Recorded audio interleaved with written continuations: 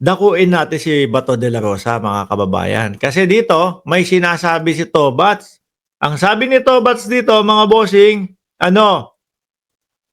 Oh. Ano ba tong picture ni Bato de la Rosa na kumakalat na to? Siya yung naglagay? O merong mga edit o nag-edit nitong picture niya? No, tagal ko na nakikita to na nakawig eh. At yung wig, parang kahawig ko nung pagkakaayos ng buhok ni Marcoleta, mga kababayan. Oh, ano sabi niya dito? Mag-afro ako para di ako makilala. Yung buhok na makapal, yung ganong kapal, di ba? Yung malaki. No. Bato de la Rosa ready to risk arrest just to visit Rodi Duterte in The Hague. Diyos ko, ito si Bato de la Rosa. Alam niyo ho, mga kababayan, nung panahon o yung araw na inaaresto na ang dating Pangulong Duterte, hindi nga ho ito nagpakita. Doon sa pag-aresto sa dating Pangulong Duterte, hinahanap siya. Wala lang, tumawag kay Medjaldea, AES. Meron po talaga kaming warrant of arrest, ako at si dating Pangulong Duterte. Pagkatapos nun, 24 oras nang hindi natawagan yung cellphone niya, base po doon sa mga balita. Tapos ngayon, siguro, medyo kumalma, nakapag-isip-isip na wala pa yung kanya, ready na naman siyang humarap. Di ba? Ready na namang humarap sa ICC. At ang plano nga niya ho, mga boss chief mo, sir, bibisitahin daw po ang dating Pangulong Duterte sa The Hague, no? Sa the Netherlands o sa ICC. Diyos ko Lord. Bato, kung sakali man nagagawin mo yan, magpalityon ka na. Oh. Magpalityon ka na. Baka hindi ka na makabalik. Baka sabihin ng ICC, welcome to the Netherlands. Welcome to The Hague. Pasok ka na. Bisitahin mo na ang dating Pangulong Duterte. Tapos pag uuwi na, lalabas na po ako. Tapos na ang bisita ko. Anong lalabas? Diyan ka na. No? At least hindi mo kami pinahirapan. At least ikaw mismo. Di ba ang request ni Bato de la Rosa, mga kababayan, ang pinipilit niya, hindi dapat ang Pilipinas ang naghatid sa dating Pangulong Duterte doon sa ICC. Dahil ang nirereklamo niya, mga bossing, Pilipinas pa daw po ang gumastos. No? Yung private jet, ginastosan pa daw ng Pilipinas. Hindi daw dapat ganon, mga kababayan. Dapat yung ICC. Dapat yung Interpol. Yun yung nirereklamo ho ni Bato de la Rosa. At least, siya, pagpunta niya, hinatid niya yung kanyang sarili. Di ba? Hinatid niya yung kanyang sarili. Mag-apro ako para di ako makilala. Ganito pala itsura ni Bato de la Rosa pag nakawig? Putrages na yan. Senator Ronald De La Rosa said he may visit former president. Ngayon, bibisita. No? Pagka mamaya, mga kababayan, bigla na naman pong nagkaroon ng chismis o nagkatunugan na naman po. Eto na, lalabas na ang warrant of arrest ni Bato de la Rosa. Tatago. Tatago na naman huto, mga bossing. Hindi na naman po magpaparamdam to. Sasabihin, nasa secret place po ako. No, nandito po ako sa bundok ng Mindanao, nangangampanya. Pero ngayon, dahil po tahimik, mga kababayan, kaya yung sinasabi o yung laging banat ni Bato de la Rosa, nahaharap siya sa ICC, yan na naman po. At may may pang palabok pa. Anong sabi? Sabi, i-risk yung pag-aresto sa kanya. Mabisita lang ang dating Pangulong Duterte. Pakinggan natin ito. Sakaling arestuhin siya. Magsusuot ng wig sa The Hague. Baka sabihin nyo, fake news yung sinasabi ni Mark Ramos na magwiwig si Bato. Hindi umano nababahala si Senador Bato de la Rosa sakaling arestuhin siya ng International Criminal Court o ICC. Yan. Yan, Ngayon, hindi nababahala. Pero yung narinig na meron siyang warrant of arrest, nagtago. Di ba? Ngayon lang naman nakakalutang-lutang yan mga bossing Tsaka huwag kang mag-alala, De La Rosa.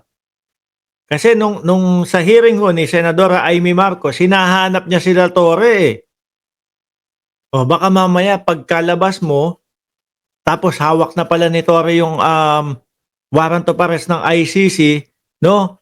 Nakipag-ugnayan sa Interpol na naman, hinihintay ka lang palang lumabas ng Senado. Plano naman ng mambabatas na dalawin si dating Pangulong Duterte sa The Hague, the Netherlands, bago o matapos ang halalan sa Mayo. Report mula kay Mean Corbera. Chismis lang niya yun. Charing-charing niya lang ho yun. Hindi magagawa niyan, mga kababayan. No? Takot niya lang ho. Kapag naririnig nga lang ho niyan, yung salitang ICC Pag naririnig nga lang ho niyan, yung pangalan na Trillanes, nangangatog na ho. Sabi ni Akinto, Pixman, Sir Mark, mauhuli na yan, waiting.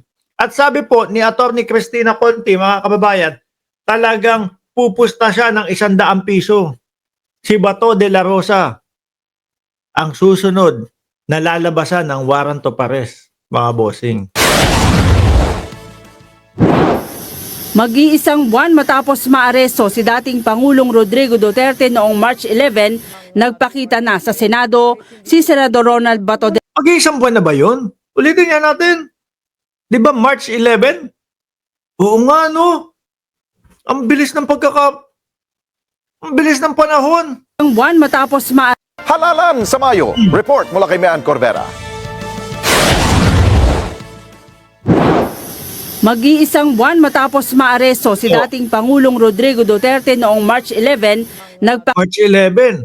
April 3 na ngayon o 4 diyan sa Pilipinas. Buti kang bilis ano? Ay, ako nasa isip ko siguro mga 7 days pa lang o 8 days pa lang nagpakita na sa Senado si Senador Ronald Bato de la Rosa. Dumalo si de la Rosa sa Pero mo ilang araw nagtago si Bato de la Rosa. Kapag ka umabot siya ng pagtatago niya ng April 11, isang buwan din pala. pagdinig ng Senado sa isyu ng pagpapakalat ng sexual abuse at exploitation sa online at pagdinig ng Senate Committee on Foreign Relations sa naging pag-aresto sa dating Pangulo. Nakipagkumustahan pa ito kay Senate President Francis Escudero at Senador Amy Marcos. Ayon kay De La Rosa, abala siya ngayon sa pag-iikot sa mga probinsya para mangampanya. Hindi naman siya nababahala na siya ang susunod na ipaaresto. Hindi naman pala natatakot mga bossing kasi walang umuugong ngayon. Pero pagka umugong to, bigla na lang mawawala na naman to. Ng gobyerno sa International Criminal Court at marami naman siyang ginagawang paghahanda. Handa tayo. In fact, yung ginawa na natin na petition sa Supreme Court, di ba, pending pa. Hinintay natin yun. That's one of my preparations. Yung ginawa natin petition sa Supreme Court. Hindi ko ni-recognize yung jurisdiction ng ICC. Di ba nung bago umalis din ang dating Pangulong Duterte, nakipag-ugnayan din sila sa Supreme Court at tablado din ho, mga kababayan. Warrant na yan ay galing sa ICC. Pero kung warrant na yan ay galing sa ating local court, respetuhin ko yan.